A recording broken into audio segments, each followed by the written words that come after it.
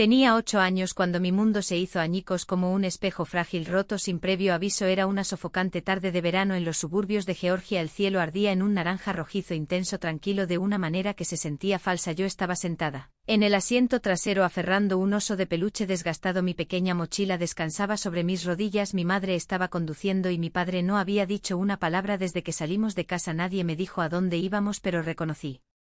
El camino llevaba a la casa de la abuela June. Yo no tenía miedo, la quería. Ella siempre me recibía con un abrazo que olía a canela y a tarta recién horneada, pero ese día no fue como antes. El coche se detuvo en la entrada, el motor siguió encendido, nadie lo apagó. Mi madre se giró en su asiento con los ojos tan pesados que se me olvidó cómo respirar. Te quedarás con la abuela por un rato, de acuerdo, solo necesitamos arreglar algunas cosas. Su voz era baja como si cada palabra tuviera que ser tragada lentamente para evitar temblar. Yo no entendí completamente, pero recuerdo una cosa claramente: ella no me miró a los ojos. Mi padre siguió mirando fijamente hacia adelante con las manos apretando el volante hasta que sus nudillos se pusieron blancos. Ni abrazo de despedida ni beso en la frente como todas las otras veces, solo una frase plana como si me dejaran en algún motel. Salí sin siquiera darme cuenta cuando el oso se me escapó de la mano. La abuela June ya estaba en la puerta, su amable sonrisa seguía allí, pero sus ojos estaban rojos. Ella me envolvió en sus brazos, su delgada mano me acarició la espalda, pero todo lo que pude oír fue el sonido del coche dando marcha atrás detrás de mí. Espera, mamá. Grité liberándome de sus brazos. Mis pequeñas piernas persiguieron el coche mientras este salía lentamente de la entrada, rezando para que alguien, quienquiera que fuera, se diera la vuelta, pero nadie lo hizo. Ninguna ventanilla bajó, ninguna cabeza se giró. El SUV gris plateado giró hacia la carretera principal dejando atrás una nube de polvo y una niña de pie sola al final de una larga entrada. Me quedé congelada en mi sitio. La abuela June me llamó por mi nombre, pero su voz apenas me llegó. Le di la espalda con los ojos fijos en el camino vacío, donde las personas a quienes una vez llamé mamá y papá habían desaparecido como una historia que nunca debí creer. Esa noche ella me preparó mi macarrón con queso favorito. El plato estaba cuidadosamente puesto, un vaso de leche a la derecha, la servilleta doblada en un triángulo, pero no pude comer. Ella se sentó frente a mí, dio unos cuantos bocados y luego se levantó en silencio de su asiento, sin regaño, sin presión. Ella solo acercó una silla a mi cama, me cepilló suavemente el cabello y cantó una nana. Como una suave brisa las luces se apagaron. Giré la cara hacia la almohada tratando de no hacer ruido, pero fallé. Lloré con pequeños y silenciosos sollozos que no pararon, no porque tuviera hambre, no porque tuviera miedo, sino por una pregunta aplastante: ¿por qué? ¿Por qué no fui suficiente para que se quedaran? A la mañana siguiente arrastré una silla hacia la ventana y observé cada coche que pasaba por la carretera principal. Mi corazón se encogía con cada sonido de motor, pero nadie se detuvo, nadie regresó. Los días se convirtieron en semanas, luego en meses. Ni mensajes, ni llamadas, ni siquiera una fría postal diciendo que seguían vivos. Solo la abuela June se quedó. Ella nunca me dejó ahogarme en la tristeza. Se despertaba temprano todos los días, preparaba desayunos completos, me llevaba a la escuela. Escuchaba cada tarea con la que luchaba. Cada vez que preguntaba en voz baja, ¿van a volver?, ella me ponía suavemente una mano en el hombro y decía, algunos adultos simplemente no están listos para ser padres. Pero eso nunca fue tu culpa, Ivy. Yo asentía, pero por dentro me sentía vacía. No entendía cómo el amor de los padres podía ser tan frágil. Todo lo que sabía era que todo cambió ese día y tuve que aprender a crecer en el silencio que se cerró de golpe detrás de la puerta de ese coche. En esos primeros años viviendo con la abuela June aprendí resiliencia, no olvidando el pasado sino construyendo lentamente una nueva realidad en esa casa blanca envejecida en Savannah. La abuela June era la directora de una escuela secundaria pública.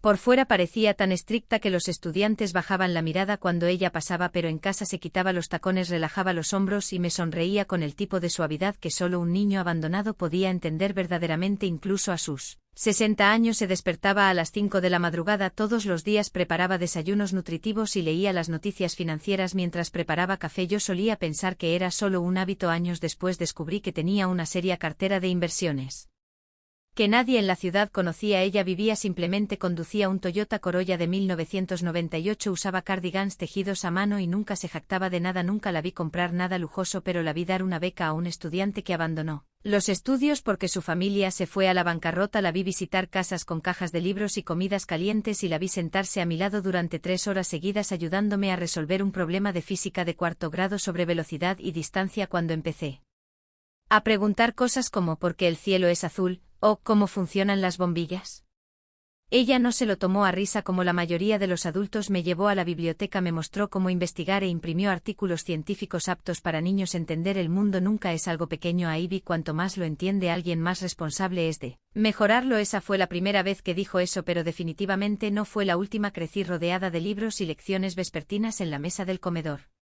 Ella nunca me empujó a ser la primera de la clase, pero tampoco me dejó rendirme. Cada vez que traía a casa una calificación baja nunca me regañaba. Ella solo me puso una mano en el hombro y dijo: averiguaremos qué salió mal y luego lo arreglaremos. Nadie nace sabiéndolo todo, pero todos pueden aprender.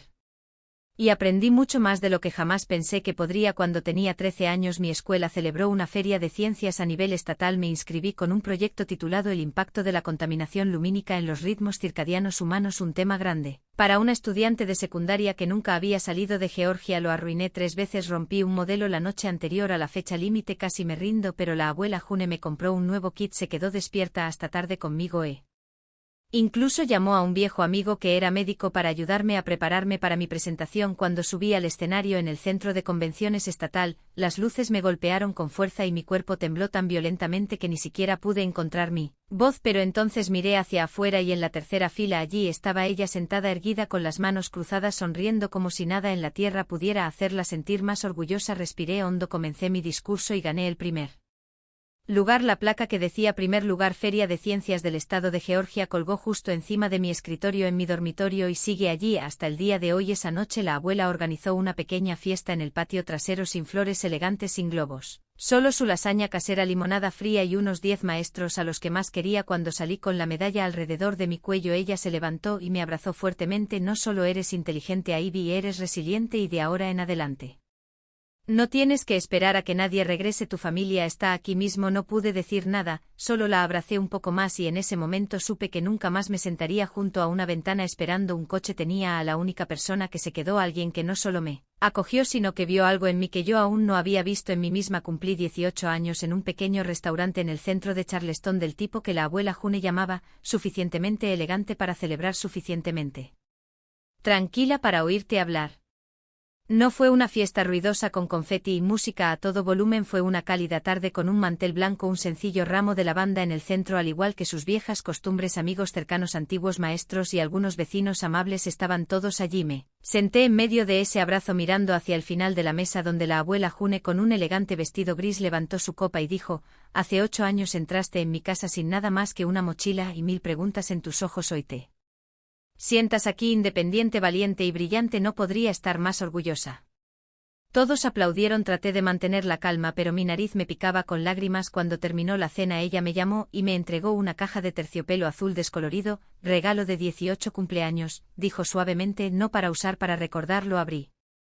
Dentro había una delicada cadena de oro blanco con un diminuto y intrincado colgante de llave. ¿Qué abre?, le pregunté. Ella solo sonrió y apoyó su mano suavemente sobre la mía. Un día lo entenderás. No volví a preguntar, pero no sabía que sería el último regalo que ella me daría con sus propias manos. 3 meses después recibí una llamada del hospital un martes por la tarde. Yo estaba en la escuela, acababa de entregar mi presentación final cuando mi teléfono zumbó en mi bolsillo. Pensé que eran mis amigos pidiendo comida, pero al otro lado estaba una enfermera, su voz urgente, ligera como el viento, pero fría por mi columna vertebral. Ivy, tu abuela June ha sido llevada a la sala de emergencia. Su corazón se detuvo de camino aquí. Corrí al hospital como alguien sin destino. Cuando llegué ya le habían puesto la sábana blanca. El mundo frente a mí se oscureció. El funeral se celebró ese sábado en la antigua iglesia a la que solía llevarme en cada festividad. Cada banco estaba lleno de antiguos estudiantes, colegas y personas a las que ella había ayudado sin que yo lo supiera. Me senté en la primera fila con los dedos apretados alrededor del colgante de la llave, mi pecho vacío, y entonces aparecieron las puertas de la iglesia, se abrieron, el aire fresco del exterior se tensó como la cuerda de un violín. Giré la cabeza y mi corazón latió con fuerza. Mis padres no los había visto en 10 años, ni mensajes, ni postales, ni llamadas de cumpleaños. Mi madre seguía usando su antiguo peinado, pero ahora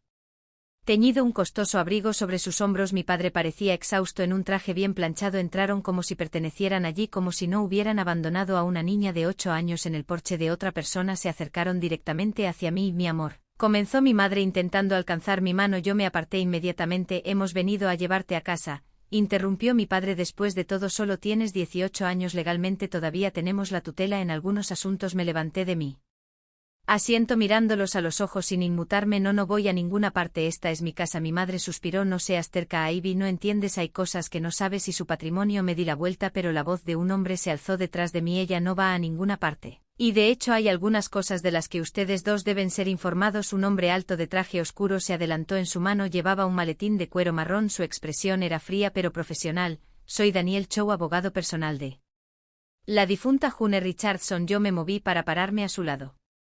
Daniel abrió el maletín, sacó una gruesa carpeta y dijo claramente: según el testamento legal redactado hace 3 años, la señora June Richardson deja todo su patrimonio, incluyendo 3 propiedades en Charleston, una cartera de acciones valorada en más de $42 millones y el control total del fideicomiso educativo Richardson a su nieta Ivy Richardson. Un silencio cayó sobre toda la sala. Oí a mi madre jadear, a mi padre retroceder, pero Daniel no había terminado. Además, la señora June completó oficialmente la transferencia de la tutela cuando Ivy tenía 14 años. Ustedes dos ya no son sus tutores legales bajo ninguna circunstancia. Apreté mi agarre en el colgante con forma de llave. La llave no era solo una joya, era la prueba de que la abuela había preparado todo y confiaba en que yo sabría cómo valerme por mí misma. El aire dentro de la iglesia se volvió casi sólido después de la declaración del abogado Daniel Chow. Mi madre palideció. Mi padre miró fijamente la pila de papeles sobre la mesa como si mirándolos el tiempo suficiente los números pudieran desaparecer. No lo hicieron, y yo ya no era la niña que una vez dejaron en el porche de un extraño. Daniel deslizó otro juego de documentos hacia ellos. Estas son las copias legales que ambos firmaron. La renuncia a la tutela en 2014 e ignoraron cada aviso judicial durante los procedimientos. El tribunal emitió una orden final otorgando la custodia y protección total a la señora June Richardson. Mi padre apretó la mandíbula con los ojos todavía fijos en los papeles. Nunca recibimos nada. Alguien debió haberlo ocultado. Daniel interrumpió todavía tranquilo y profesional: yo personalmente presenté los documentos y firmé cada intento de contacto. Todo tiene registros, firmas y sellos judiciales. Si es necesario puedo presentarlos públicamente. Mi madre se volvió hacia mí mirándome a los ojos por primera vez desde que había entrado a Ivy. Somos familia. El pasado ha terminado. Ahora necesitas orientación. El mundo ahí fuera es complicado. No puedes manejarlo sola. Apreté la cadena contra mi cuello. Las llaves frías y afiladas de metal me dieron una extraña calma. Me mantuve erguida con voz firme, aunque no alta. He logrado manejarme sola durante 10 años, no por ustedes sino por la abuela June. Mi madre no retrocedió, dio medio paso más cerca, su tono de repente dulce, demasiado dulce. No entiendes, podemos empezar de nuevo, podemos administrar este patrimonio juntos, construir un futuro. Solté una pequeña risa sin amargura, solo la sonrisa de alguien que finalmente ve el verdadero rostro de quienes una vez la rompieron. Si la abuela no me hubiera dejado nada, estarían aquí. Silencio. No necesitaba su respuesta, sus ojos lo confesaron todo. Me volví hacia Daniel. ¿Les queda algún derecho legal? Él negó ligeramente con la cabeza. Ninguno. La señora June lo manejó todo y según el testamento todo el patrimonio es tuyo sin condiciones. Mi padre se recostó exhalando como si hubiera escuchado una sentencia de muerte. Mi madre se mantuvo rígida con los puños apretados, luego escupió palabras como una bofetada: te arrepentirás, una niña como tú no sabe nada de manejar un imperio entero. No parpadeé, sé que una niña una vez abandonada sobrevivió, aprendió, se levantó y ahora dirige ese imperio. Y ustedes aparecieron solo cuando olieron dinero. Daniel se puso a mi lado listo para cerrar el asunto, pero levanté una mano. Tenía una última cosa que decir. Miré a mi padre, el hombre que me había agarrado del hombro como un extraño durante aquel viaje de hace 10 años, y dije: no los odio por haberme dejado, odio que incluso ahora todavía no vean lo que realmente importa. Los ojos de mi madre se abrieron a punto de discutir, pero Daniel hizo una señal al ujier de la parte de atrás: me temo que debemos terminar esta reunión. Si desean impugnar, nos vemos en los tribunales. Permanecí inmóvil mientras salían de la pequeña habitación de la iglesia. No miraron hacia atrás, y esta vez ya no deseé que lo hicieran. Miré mi palma, la llave yacía allí fría y nítida como la verdad. Me susurré a mí misma: sabías que esto iba a pasar, ¿verdad, abuela?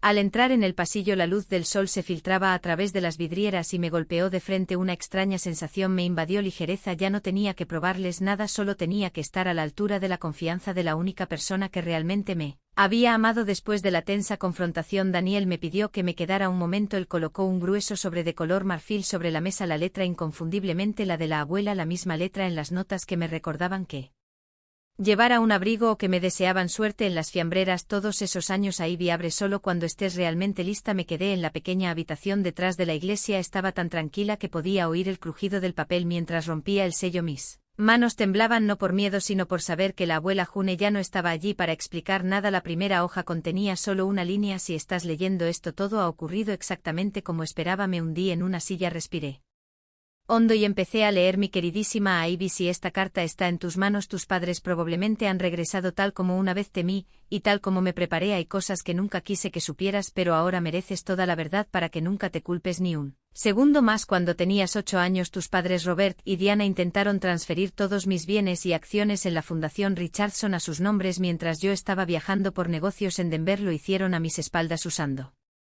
documentos robados de la caja fuerte de mi oficina. Pensaron que yo era solo una directora, una anciana mujer sencilla, demasiado ingenua para manejar un sistema de inversión. Se equivocaron, me enteré temprano. En lugar de demandarlos, los llamé por última vez y les di 2 opciones: irse de Charleston para siempre y nunca regresar, o los expondría públicamente. Ellos eligieron el dinero y para proteger su imagen también eligieron abandonarte sin dudarlo. Sin disculpas, tuve que hacer una pausa. Mi garganta se apretó. Apreté la página hasta que se arrugó. Así que no fui abandonada por pobreza o dificultades como me había consolado a mí misma. Fui dejada porque valía menos que una inversión fallida. Seguí leyendo. Oculté esta verdad, no porque fueras débil, sino porque merecías una infancia libre de codicia y traición. Necesitabas la oportunidad de crecer creyendo que todavía eras amada, y si tuviera que hacerlo de nuevo te protegería de la misma manera, pero ahora que eres lo suficientemente fuerte para enfrentarlos por tu cuenta, debes saber que nada de esto fue tu culpa. No se fueron porque no fueras lo suficientemente buena, se fueron porque no fueron lo suficientemente amables. Yo ya no era esa niña mirando por el camino preguntándome si el amor podría regresar en un espejo retrovisor. Ella continuó: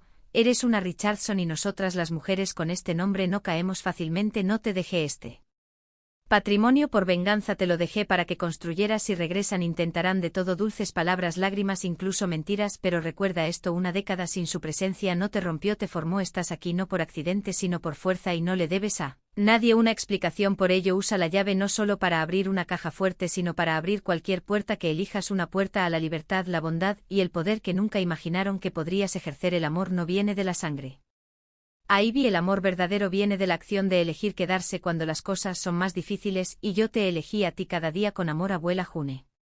Doblé la carta, la coloqué en mi regazo y me senté en silencio por un largo rato. Ya no había más ira dentro de mí, solo claridad. Que no fui abandonada porque no fuera suficiente, fui dejada atrás porque era una amenaza para su codicia, y eso, contrario a todo lo que una vez creí, no me hizo más débil, me hizo más fuerte. Ya no necesitaba una llave vieja, estaba lista para abrir una puerta propia.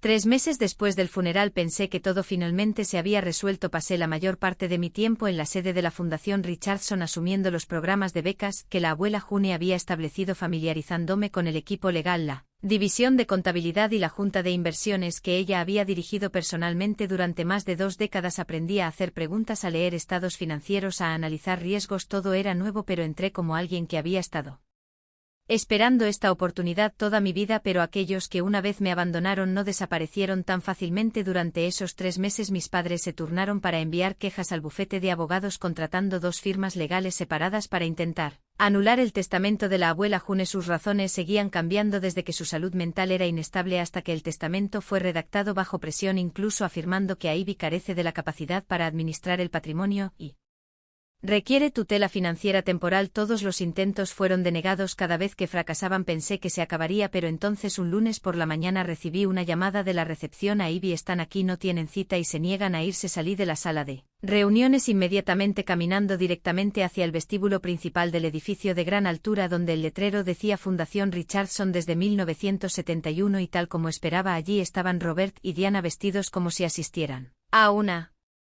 conferencia de negocios, pero sus ojos ardían como si estuvieran listos para golpear con los puños la mesa. Bajé las escaleras de mármol, el sonido de mis tacones resonó por todo el vestíbulo. Mi madre habló primero: a Ivy, necesitamos hablar en privado. Mi expresión no cambió. Cada asunto legal de su parte ha sido respondido por el consejo. Si continúan causando interrupciones en la sede, haré que la seguridad los escolte. Mi padre interrumpió, su voz tensa con furia contenida: su nieta no tiene derecho a dirigir una fundación de este tamaño. Esta es una herencia familiar y nosotros somos los únicos parientes legales que quedan. Di una pequeña sonrisa y le hice una señal a seguridad: entonces por favor pasen a la sala de conferencias 4, hablaremos una última vez. 10 minutos después, bajo una iluminación brillante y detrás de cristales insonorizados cerrados, nos sentamos frente a frente. Yo estaba en la cabecera de la mesa, mis padres sentados enfrente. Ya no había lazos de sangre, solo la distancia final de una larga y amarga batalla de voluntades. Comencé: los dejaron hace 10 años sin explicación, ni siquiera una carta, y ahora regresan no por mí sino porque ella dejó más de lo que pudieron ignorar. Mi madre se sonrojó: ya dijimos que fue un error, pero Tenemos derechos, no puedes tomar todas las decisiones sola. Saqué una copia de la carta manuscrita de la abuela June de mi carpeta de archivos, la puse sobre la mesa y la deslicé suavemente hacia ellos. Si necesito presentar esto a la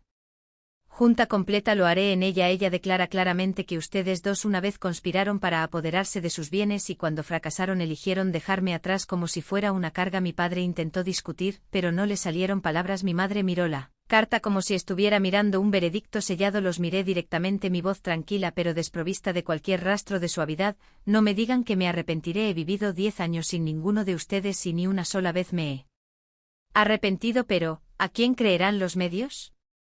Murmuró mi madre jugando su última carta. Podrían ver una historia sobre una nieta huérfana robando una herencia poco clara. Me erguí con los dedos rozando el cuello de mi blazer azul oscuro, el mismo que la abuela June usó durante su primera reunión de la junta en la Fundación Richardson. Me acerqué con voz firme como el acero. Entonces cuenten toda la historia. Díganles que abandonaron a su hija a los 8 años, que intentaron robarle a su abuela, que durante una década entera nunca se comunicaron ni un cumpleaños ni una palabra hasta que escucharon la cifra de $42 millones.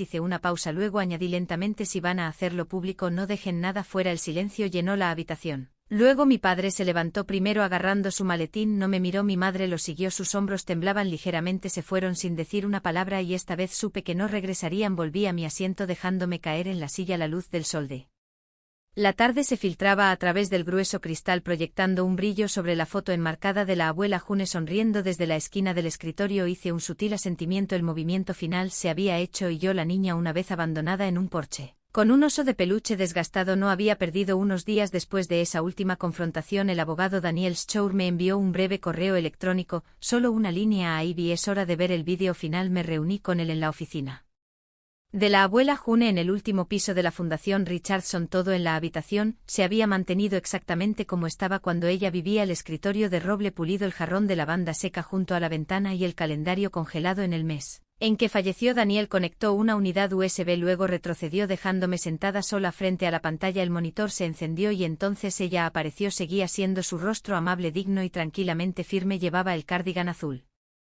cielo que la ayudé a lavar el invierno pasado. Su voz sonó lenta y constante como cada vez que solía enseñarme algo en la mesa del comedor: si estás viendo este vídeo, Ivy, entonces todo ha ocurrido exactamente como esperaba, y si es así, es hora de que escuches la parte más importante. Hizo una pausa con los ojos fijos en la cámara como si me estuviera mirando directamente. No solo te dejé dinero, los números no pueden protegerte, lo que te dejé fue una misión. La pantalla cambió a un montaje: rostros de niños, algunos con ropa desgastada, de pie frente a escuelas rurales, unidades móviles de salud y comunidades de viviendas de bajos ingresos, entre ellos una niña sentada leyendo en un tranquilo rincón de la biblioteca financiado por la Fundación Richardson. Yo creé silenciosamente la Fundación Bricktrots, una rama privada de la Fundación Richardson dedicada a ayudar a niños abandonados, a aquellos en el sistema de acogida y a estudiantes en quienes nadie cree. Una vez fui una niña que nadie eligió y luego conocí a personas lo suficientemente valientes como para darme una oportunidad. Quiero que hagas lo mismo por los demás, no porque seas rica, sino porque sabes exactamente lo que se siente. Contuve el aliento en ese momento. No me sentí sola. Todo el dolor que una vez cargué al ser abandonada, al ser silenciada, de repente se convirtió en un puente hacia otros niños ahí fuera. Él terminó el vídeo con una breve frase: no eres solo la heredera, eres la continuación. La pantalla se puso en negro, pero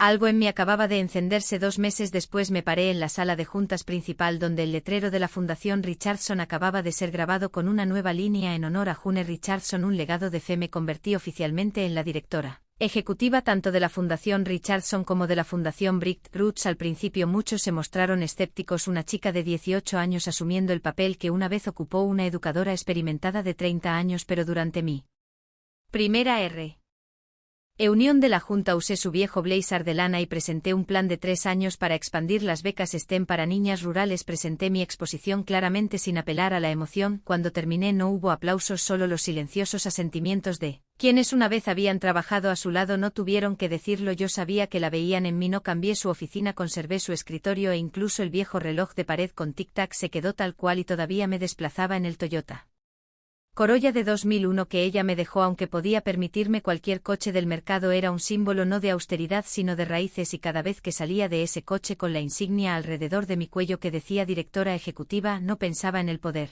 Pensaba en los niños que nunca fueron elegidos, las niñas que todavía esperaban una computadora portátil donada para aprender a codificar, los niños a quienes nadie les había preguntado: ¿qué quieres ser cuando seas grande?